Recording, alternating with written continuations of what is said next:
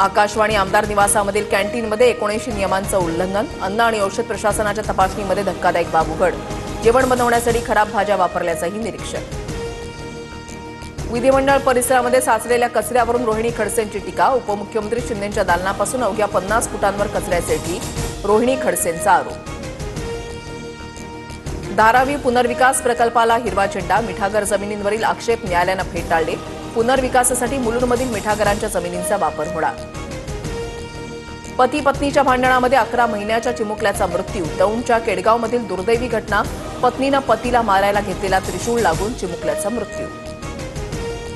नागपुरात शाळकरी विद्यार्थ्याची धोकादायक वाहतूक करणाऱ्या वाहनांवर कारवाईची मोहीम, TV9 मराठीच्या बातमीचा इम्पॅक्ट, आतापर्यंत 55 वाहनांवर कारवाई. नाशिकच्या गोदाघाट परिसरामधील पाणी ओसरलं, गंगापूर धरणातून पाण्याच्या विसर्गामध्ये घट, सध्या दुतोंड्या मारुतीच्या तळपायाजवळ पाणी. जायकवाडी धरण 71% भरलं, मागील वर्षीच्या तुलनेमध्ये पाणी पातळीमध्ये समाधानकारक वाढ, नाशिकमधील पावसामुळे जायकवाडी धरणाची पाणी पातळी वाढली.